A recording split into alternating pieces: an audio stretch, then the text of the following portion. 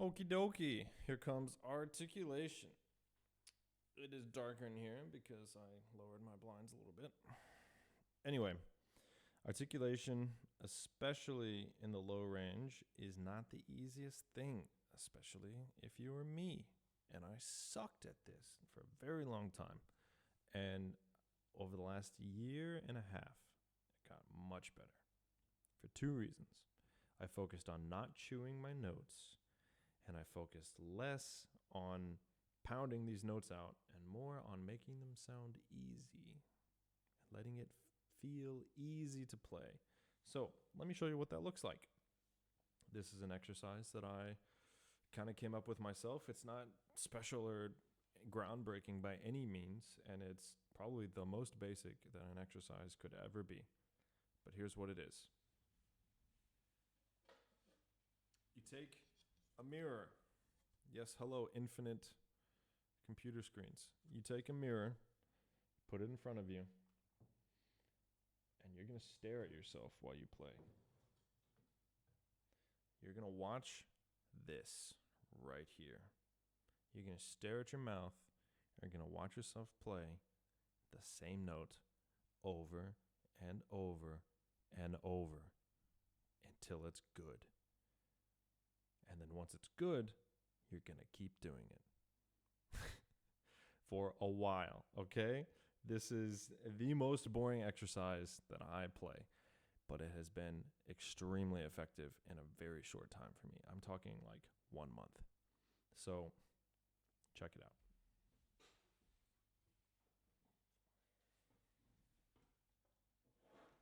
You're not getting the finished product of this exercise either. I'm being completely honest. I have not played this exercise in 2 days. So here it comes.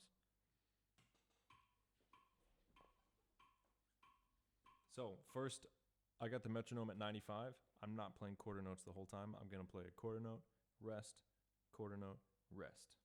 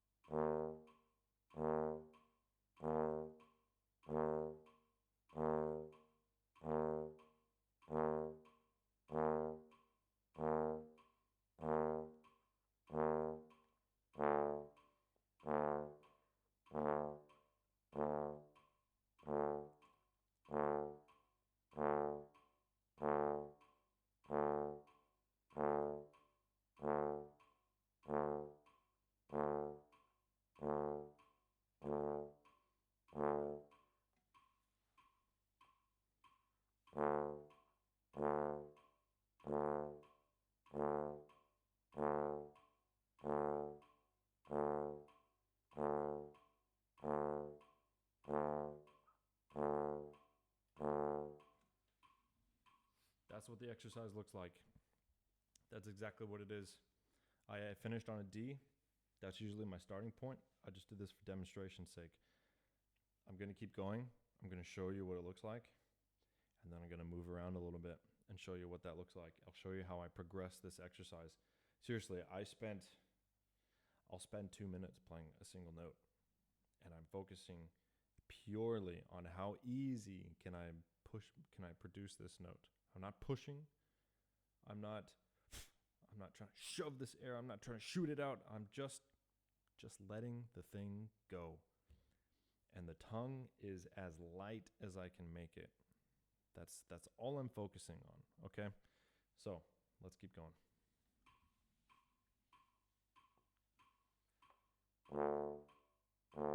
Oh, I forgot to mention. The chewing thing. Let me show you an example of what we're talking about so that you can recognize if you're doing it and focus on not doing it. This is chewing. Watch my face.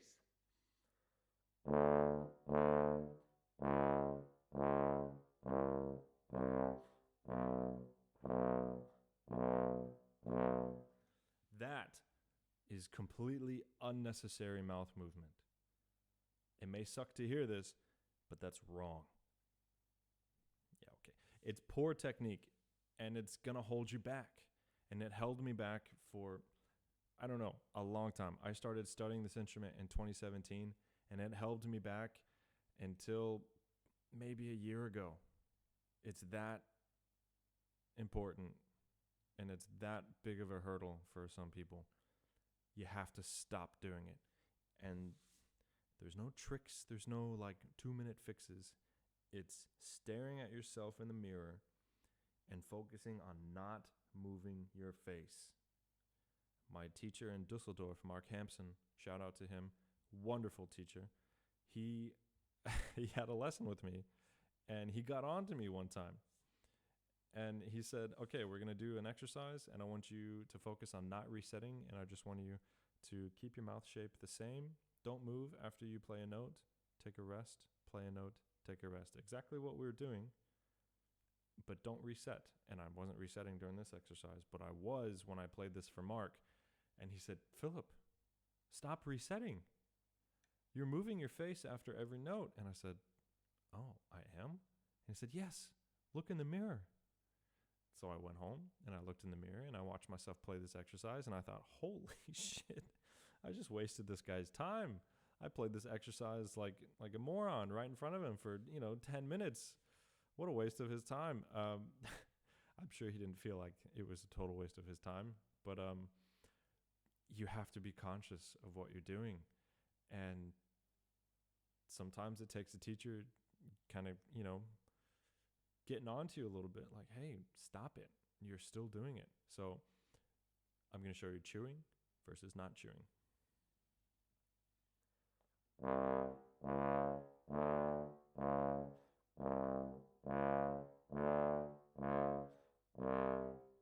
Terrible. Don't do it. Do this.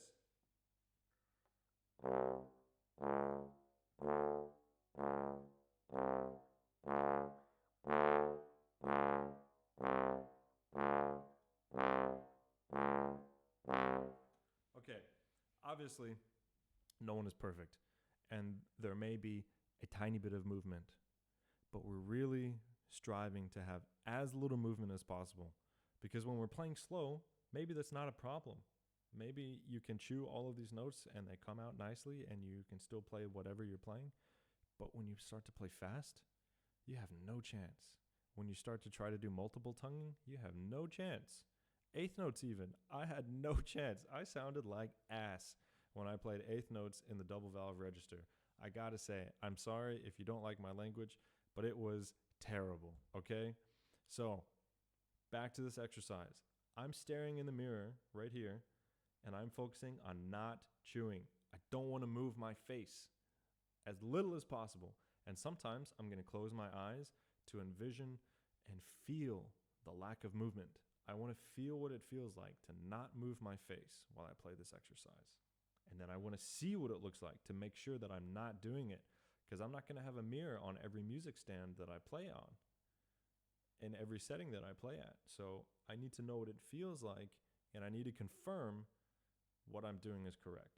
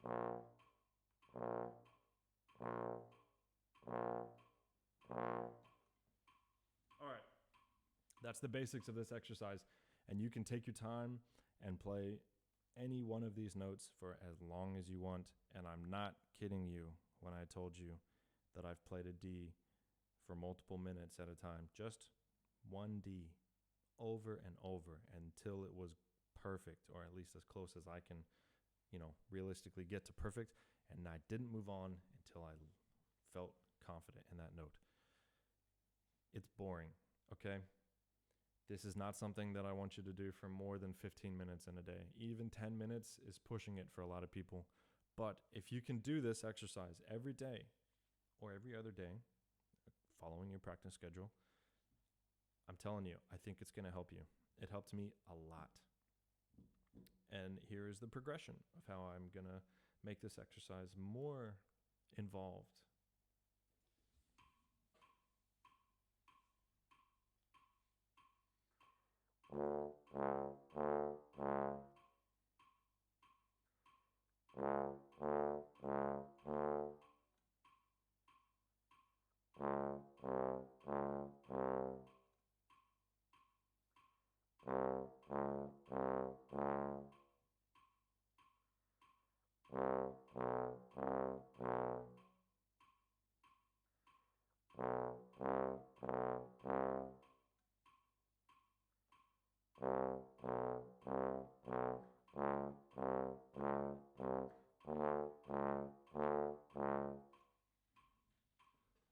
Just very basic half-step movements. Nothing crazy. You can do whatever pattern you want.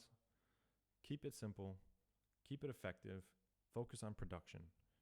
The simpler your whatever pattern you're playing is, the more you're going to be able to focus on not chewing and making it sound and feel easy. So I'm going to do this a little bit more, how I would normally do it. You can see what that looks like. You can skip ahead to whatever section that I'm going to do next.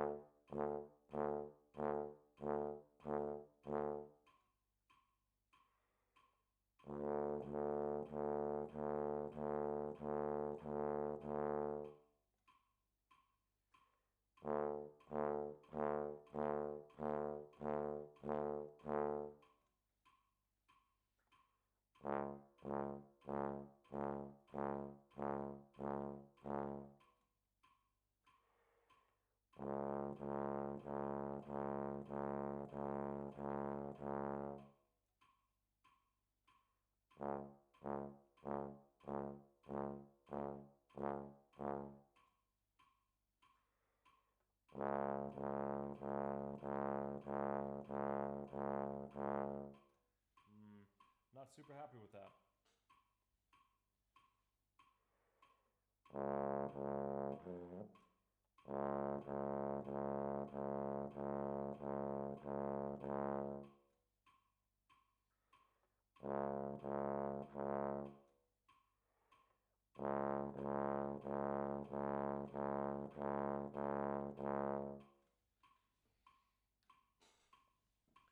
You can maybe hear it. I'm focusing on note shape.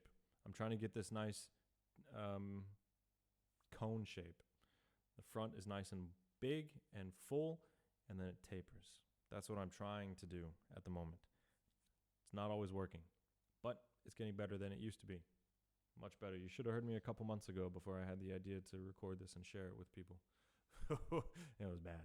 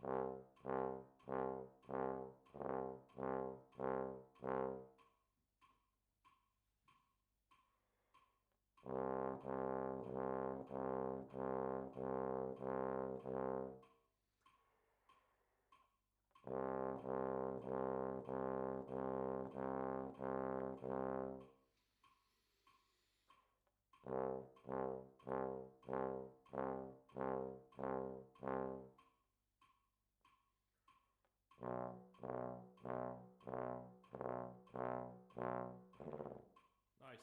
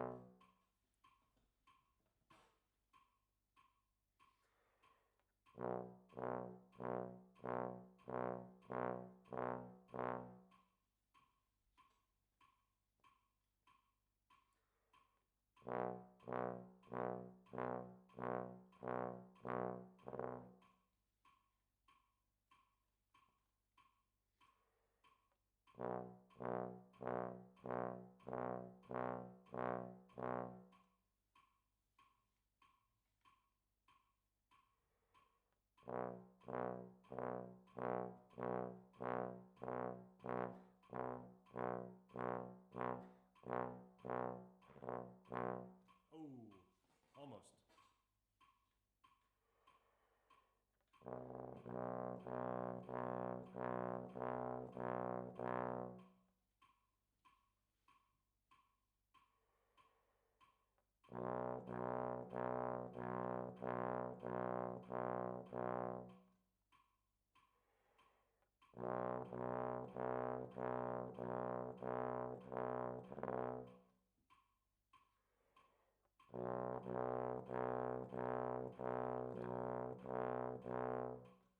All right.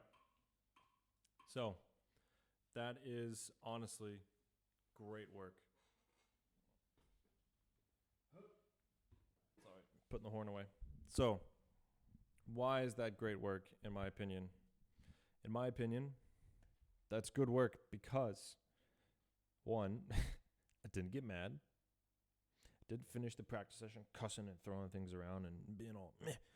Because a teacher of mine, Dr. Williams from North Texas, told me when you do that, when you get mad for making mistakes, you block yourself from learning further.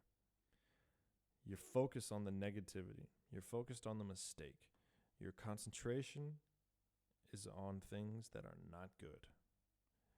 So how can you expect to concentrate on producing and creating and good things if you're over here stewing and being all pissy about, a mistake that you made in the practice room? We're allowed to make mistakes here. I can show up and play the worst I've played in weeks at my house. Will I be a little sad about it? Yeah. Am I going to try to stay calm about it? Yes. Because it doesn't matter. Nobody hears this. Yeah, maybe my neighbors. Maybe my partner when she's home. But it doesn't matter how bad you sound in the practice room. If you're only practicing things that sound great, and you're never working on stuff that's hard for you, and that you sound bad while you're practicing, when are you going to improve on those things? They're not just going to improve themselves on their own. You have to spend time doing things that you suck at and making them less sucky. I could say that in nicer words, but I'm hoping that this resonates with a lot of people who are like me, who thought, oh, I'm doing my exercises, I'm getting better, I'm probably great at this instrument. And then you move to a new place and you play in front of the trombone class and you think, damn, I suck. And then you stand up in front of them and you play something and you just take a big shit all over it. Pardon my language. I did that. I am not ashamed to say I went to Australia when I moved there in 2019, and I thought I was, big dog, hot shit. I thought I was real good. I studied at UNT. I studied at UNT for like a year. And I left because it was really stressful.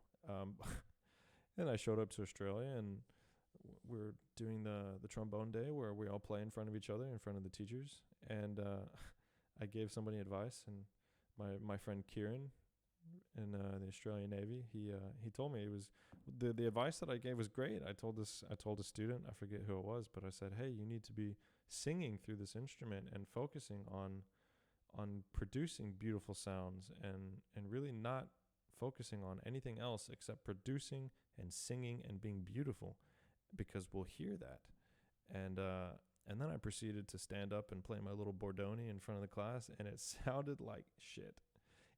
And Kieran and I were joking about this a couple years ago because he brought it up when we were playing together during a visit, and he's like, man, do you remember that time that you gave wonderful advice to a student in front of everybody in the trombone class, and then you stood up in front of everyone and proceeded to take a huge dog shit on what you prepared to play? That was fucking hilarious. I said, yes, man, it was.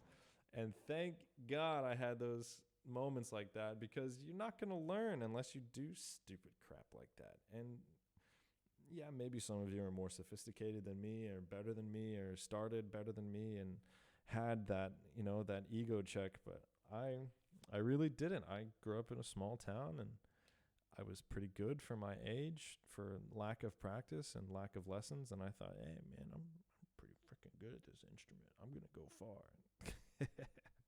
Yeah, okay, buddy. So anyway, funny little anecdote aside. Practice the things that sound bad for you, like this articulation exercise. Kieran could tell you. Some of my colleagues in Australia, some of my colleagues here in Germany, they could tell you. What's Philip's biggest weakness?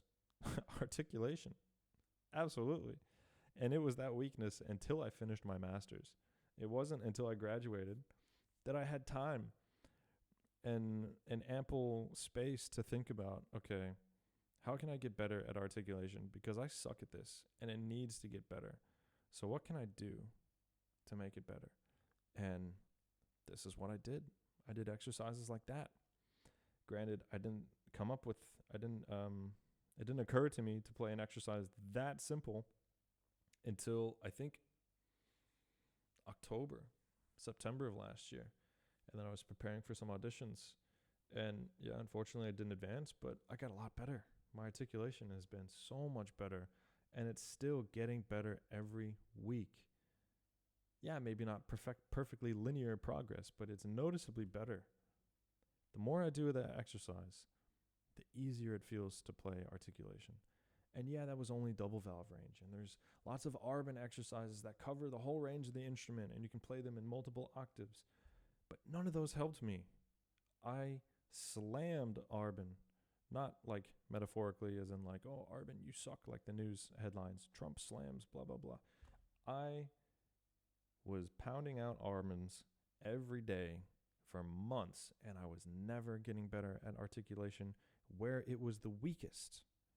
Sure, I was getting better at articulation across the board, and I was good at hitting the center of notes as they were moving around in these different scale patterns, but I wasn't getting better where it counted, where I was really weak. And it wasn't until I remembered something that Mike Szabo in Melbourne Symphony Orchestra said to me. He said, back in the day, they used to tell us to go in the practice room and don't leave until you figure it out. It's very old school advice. But that was the advice back in the day. Don't leave until you figure it out. And that means something different for everybody, because what does figure it out mean?